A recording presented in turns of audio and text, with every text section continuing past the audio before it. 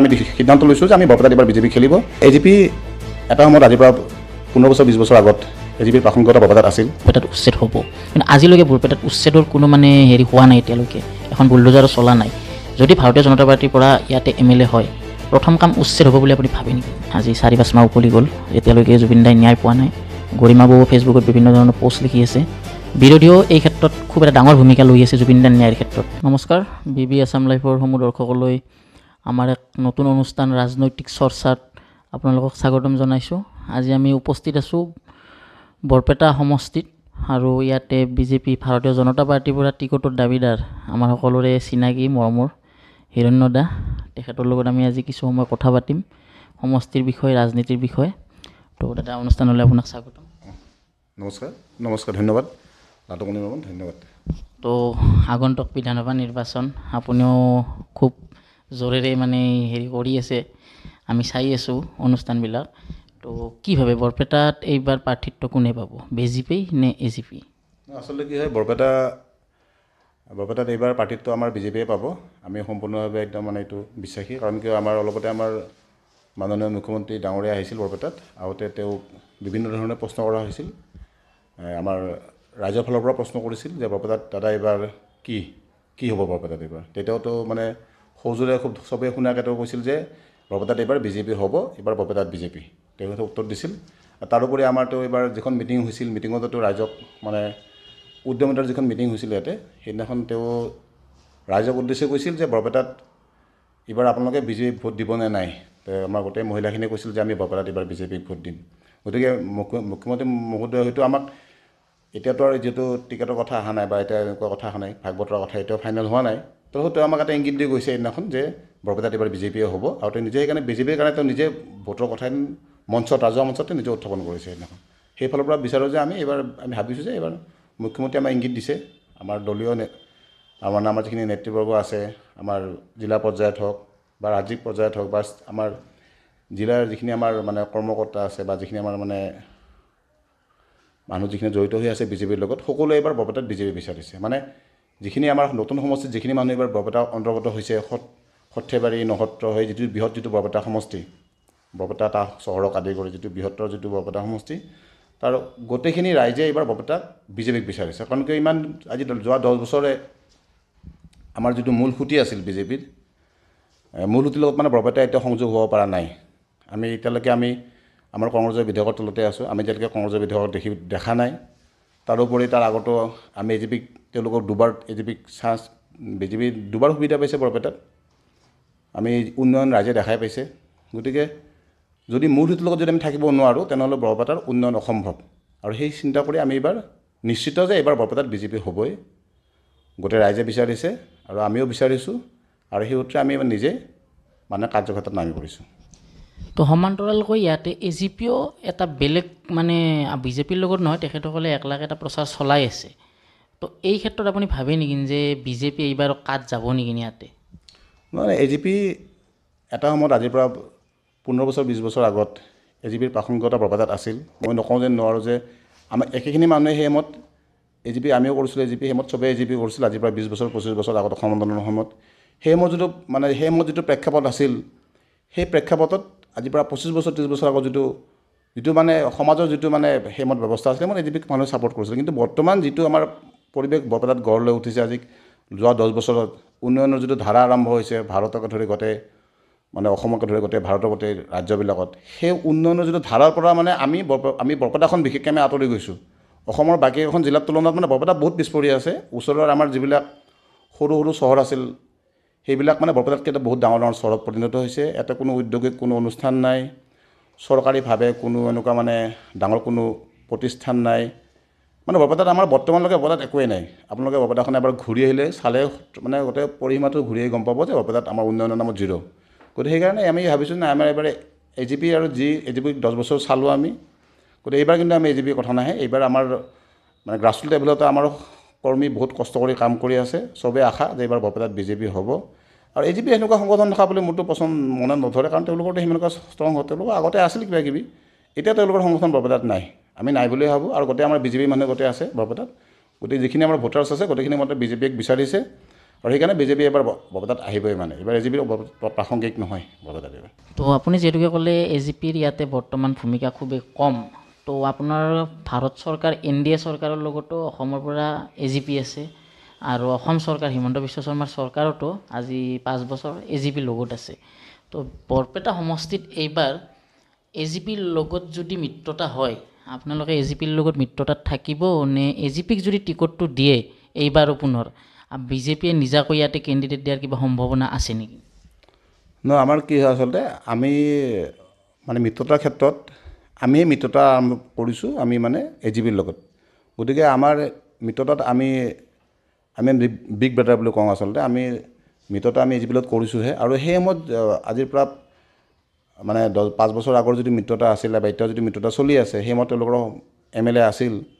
গতিকে সেই সময়ৰ মানে পৰিৱেশ আৰু এতিয়া সমষ্টিৰ যিটো মানে জনগাঁথনি সম্পূৰ্ণভাৱে পৰিৱৰ্তন হৈছে। এতিয়া আমাৰ যিখিনি ভোটাৰৰ যিটো জনগাঁথনি এইবাৰ সম্পূৰ্ণ পৰিৱৰ্তন হৈছে। এইবাৰ বৰপেটাত 24 এইবাৰ SC হৈছে, যিহেতু SC সমষ্টি হৈছে, যিহেতু ইয়াতে আমাৰ ইয়াতে মানে মানুহখিনি আজি ইমান বছৰ আশা কৰি আছে, 10 বছৰ আমি আশা কৰিছোঁ যে আমাৰ 10 বছৰ আমি এতিয়ালৈকে আমি সংযোগ হ'ব পৰা নাই বিজেপিৰ লগত। গতিকে এইবাৰ আমি ভাবিছোঁ পোনপটীয়াকৈ এইবাৰ আমাৰ নতুন সমষ্টি, আমাক উন্নয়ন লাগে, আমাক বৰপেটাৰ উন্নয়নৰ আশাতে আমি এইবাৰ বৰপেটাত বিজেপিক বিচাৰিছোঁ। তাতে এ জি পি টিকেট পাব বুলি আমি ভাবাই নাই। এ জি পি টিকেট নাপায়, আমাৰ মতেতো নাপায়। তেওঁলোকে যদি খেলিব পাৰে খোজে তেওঁলোকে খেলিব পাৰে। আমাৰতো ক'ব লগা নাই, আমাৰ উচ্চবৰ্গীয় নেতৃত্বই কৈছে যে আমাৰ মুখ্যমন্ত্ৰী মহোদয়েও কৈছে যে এইবাৰ এ জি পি বৰপেটাত খেলিব পাৰে। সেইটোত আমাৰ লুকআউট নহয়, কিন্তু আমাৰ সমষ্টিত এইবাৰ আমি খেলিমেই। মানে যদি বিজেপিয়ে বৰপেটা সমষ্টিত প্ৰাৰ্থিত্ব দিয়ে, যদি এ জি পিয়ে নিজাকৈ খেলিব বিচাৰে, তেতিয়াহ'লে সিহঁতে খেলিব পাৰিব বিজেপিৰ এগেইনষ্টটো। সেইটো তেওঁলোকৰ দলে সিদ্ধান্ত ল'ব, কিন্তু আমাৰ দলে সিদ্ধান্ত আমি ল'ম যে আমি বৰপেটাত বিজেপিৰ পৰা খেলিম। নতুন সমষ্টি, আমাৰ এইবাৰ বৰপেটাত বিজেপি লাগিবই। আমি কোনো কাৰণতে এই বস্তুটো আপোচ নকৰোঁ। আমি আপোচ কৰিছোঁ, আমি লোকসভা সমষ্টিৰ ক্ষেত্ৰত আমি আপোচ কৰিছোঁ। তেওঁলোকে বিচাৰিছে, আমি তেওঁলোকৰ কথাত সন্মান জনাই তেওঁলোকক বৰপেটা লোকসভাত তেওঁলোকক দিছোঁ।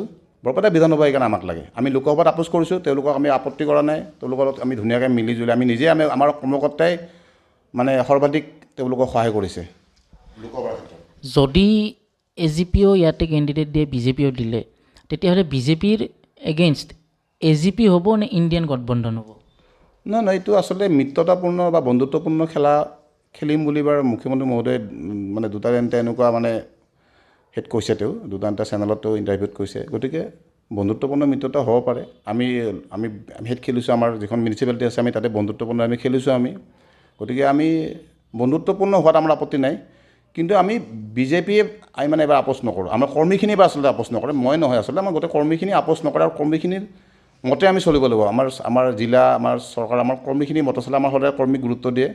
আমাৰ সাধাৰণ যিখিনি কৰ্মী কাম কৰি আছে গ্ৰাছৰুট লেভেলত, আমি তেওঁলোকৰ প্ৰতি সন্মান জনাই এইবাৰ আমি সিদ্ধান্ত লৈছোঁ যে আমি বৰপেটাত এইবাৰ বিজেপি খেলিব। আৰু হয়তো আমাৰ আমাৰ যিটো পদক্ষেপ, আমি যিটো কাম কৰিছোঁ, এইটো হৈছে ওপৰতো গম পাইছে। তেওঁলোকে এবাৰ বৰপেটাত বিজেপিক দিয়াটো মোটামুটি নিশ্চিত কৰিছে, আমি গম পোৱা মতে।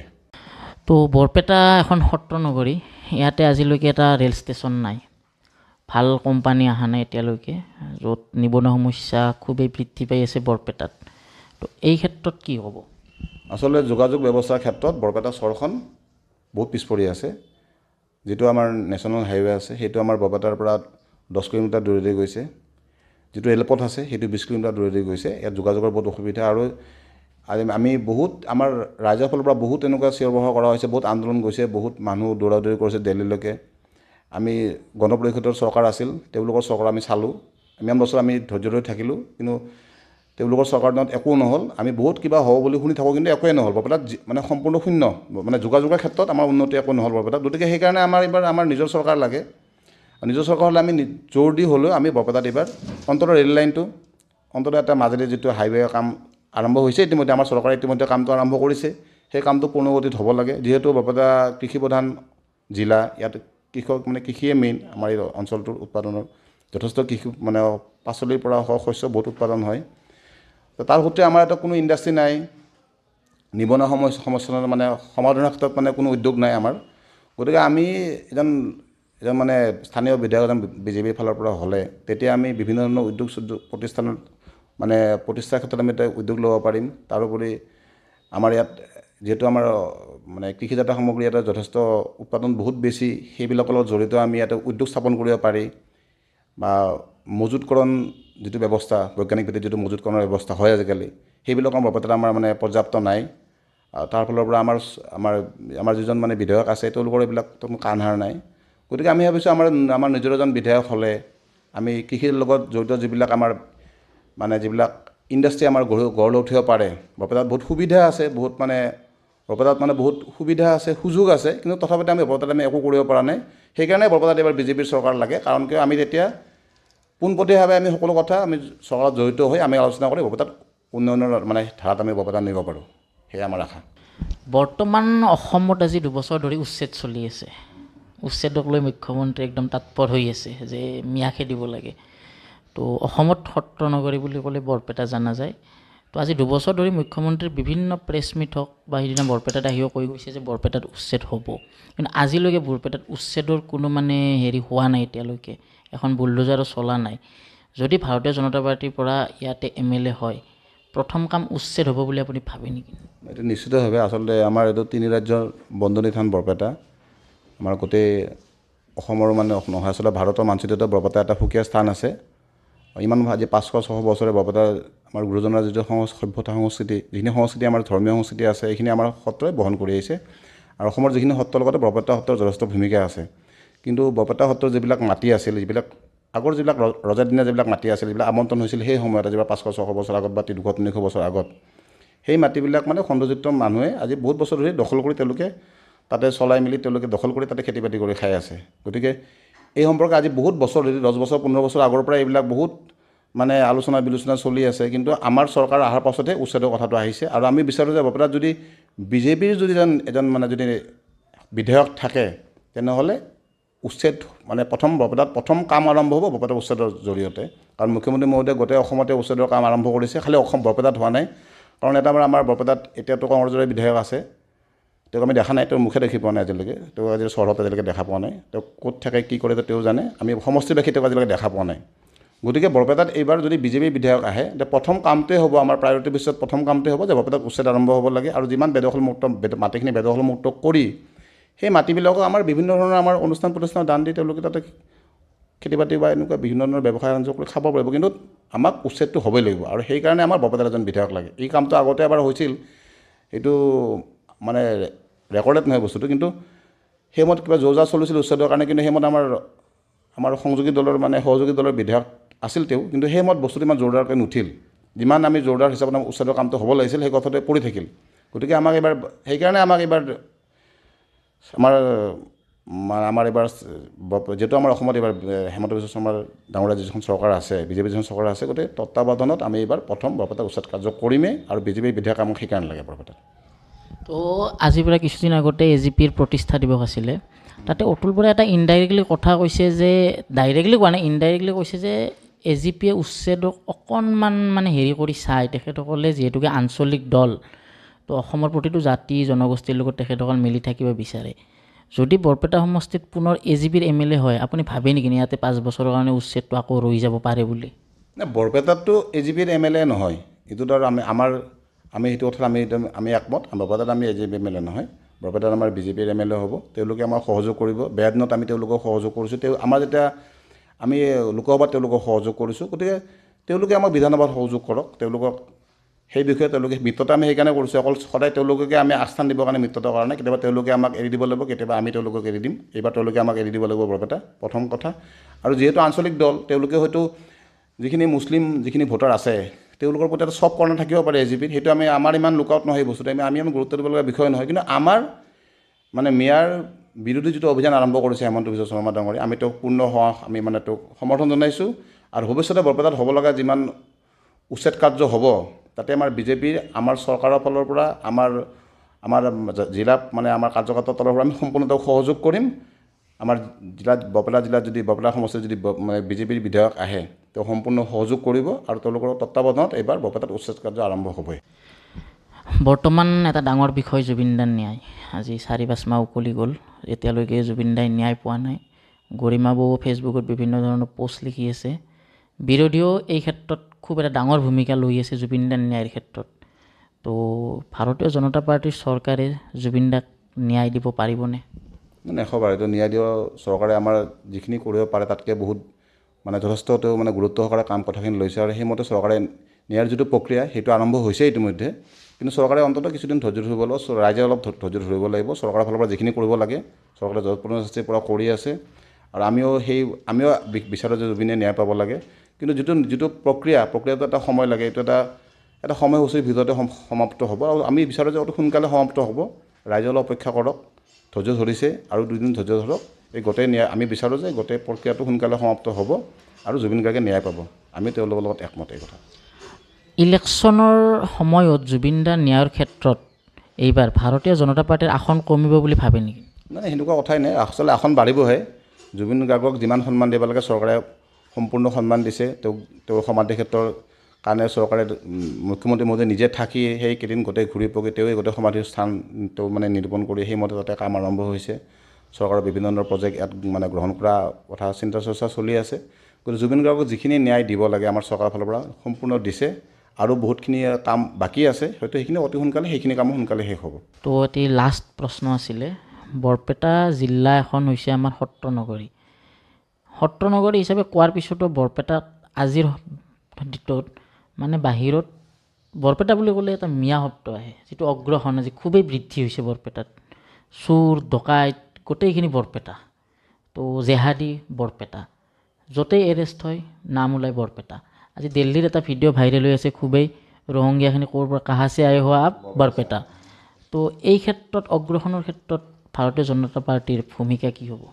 আচলতে কি হয়, বৰপেটা সমষ্টিটো সেইকাৰণে এইবাৰ মানে সংৰক্ষিত কৰা হৈছে SC কাৰণে। গতিকে মানে বিগত ইমান বছৰত বৰপেটা সমষ্টিৰ আমাৰ যিটো মানে জনগাঁথনি এইটো সম্পূৰ্ণভাৱে সলনি হৈছে, আৰু অচিনাক্ত মানুহেৰে মানে গোটেই বৰপেটা চৰ্চা ভৰি পৰিছে, আৰু তাৰ কুফল আমি ভোগ কৰিছোঁ, নকৰা নহয়। আমি আগৰ চৰকাৰবিলাকে তেওঁলোকৰ ভোট বেংকৰ ৰাজনীতিৰ কাৰণেই হওক বা তেওঁলোকক তোষামোদৰ ৰাজনীতিৰ কাৰণেই হওক, তেওঁলোকে কোনো কঠোৰ পদক্ষেপ গ্ৰহণ নকৰিলে।